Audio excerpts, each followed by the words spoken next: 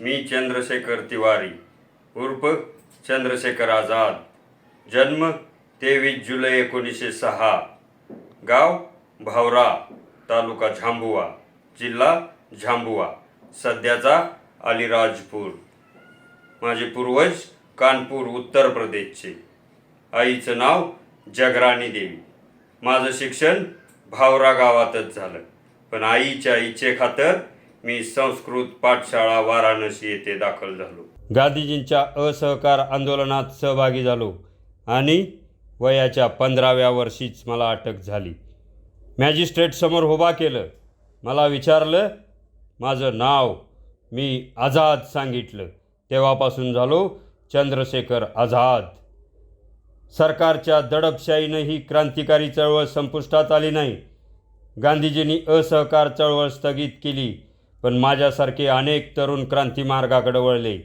मी, रामप्रसाद बिस्मिल, योगेश चटर्जी, सचिंद्रनाथ सन्याल असे अनेक क्रांतिकारक एकत्र आलो. क्रांतिकार्याला लागणारा पैसा जमवायचा होता. हे इंग्रजच आमचे शत्रू होते आणि त्यांचाच खजिना आम्ही लुटायचं ठरवलं. 9 ऑगस्ट 1925 काकोरी या उत्तर प्रदेशातील रेल्वे स्टेशनजवळ हा खजिना आम्ही लुटला. त्यालाच तुम्ही काकोरी कट म्हणता. सरकारनं तत्काळ कारवाई करून क्रांतिकारकांना अटकेत टाकलं. त्यांच्यावर खटले चालवण्यात आले. अनेक जणांना अटक झाली. 16 जणांना तर दीर्घ तुरुंगवास झाला.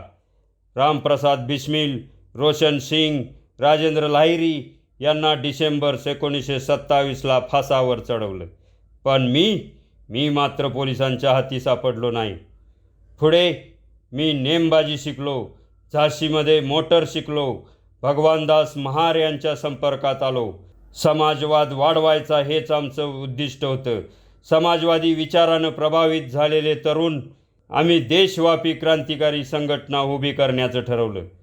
मी, भगतसिंग, शिवराम राजगुरू, सुखदेव थापर असे अनेक तरुण यामध्ये पुढे होतो. आम्ही सर्वजण धर्मनिरपेक्ष विचारसरणीचे होतो. 1928 साली दिल्लीच्या फिरोजशाह कोटला मैदानावर बैठक झाली आणि या बैठकीतच ठरलं हिंदुस्तान सोशलिस्ट रिपब्लिकन असोसिएशन या संघटनेची स्थापना केली. भारत मातेला या ब्रिटिशांच्या शोषणातून मुक्त करायचं हेच आमच्या संघटनेचं उद्दिष्ट होतं. शेतकरी कामगारांचं शोषण करणारी ही अन्यायी सामाजिक आर्थिक व्यवस्था उलटून टाकायची होती. सामाजिक न्यायावर आणि समतेवर आधारित समाज निर्माण करायचा होता. म्हणून मी कीर्ती किसान पार्टी, नवजवान किसान सभा स्थापन केल्या होत्या.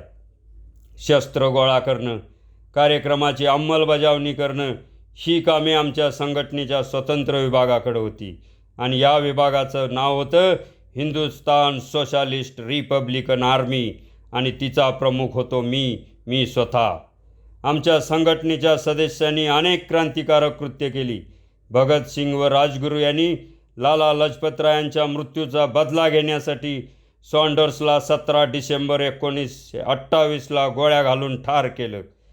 हे सरकार नागरी हक्कांची पायमल्ली करणारी 2 विधेयकं मध्यवर्ती विधिमंडळात दाखल करणार होतं. त्याचा निषेध करण्यासाठी भगतसिंग आणि बटुकेश्वर दत्त यांनी या भैऱ्या इंग्रजांच्या कानावर मोठ्या धमाक्याची गरज आहे म्हणून 8 एप्रिल 1929ला विधिमंडळात बॉम्ब फेकले. सरकार तत्काळ हिंदुस्तान सोशलिस्ट रिपब्लिकन आर्मीच्या केंद्रावर धाडी घालू लागलं. त्यातनं सॉन्डर्सच्या हत्येचे धागेदोरे पोलिसांच्या हाती लागले असावेत. क्रांतिकारकांची धरपकड सुरू झाली. त्यांच्यावर राजद्रोहाच्या आरोपाखाली खटले भरले गेले. भगतसिंग, राजगुरू, सुखदेव यांना अटक झाली. मी मात्र तरीसुद्धा पोलिसांच्या हाती सापडलो नाही. राजगुरूच्या आईला आर्थिक मदत करायची म्हणून मी सुखदेव राजला भेटण्यासाठी प्रयागराज अलाहाबादच्या अल्फ्रेड पार्कमध्ये गेलो.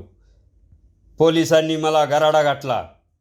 मी शपथच घेतली होती या शत्रूंच्या गोळ्यांचा सामना करायचा. आझाद आहे, आझादच राहायचं.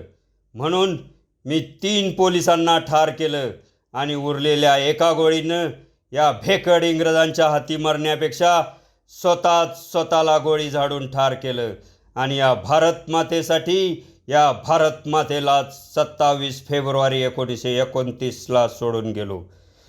तुम्हाला ही आमची देशभक्ती तेवत ठेवायची आहे, आझाद राहायचं आहे आणि या भारत मातेला तुमच्या तह आयात आझादच ठेवायचा आहे.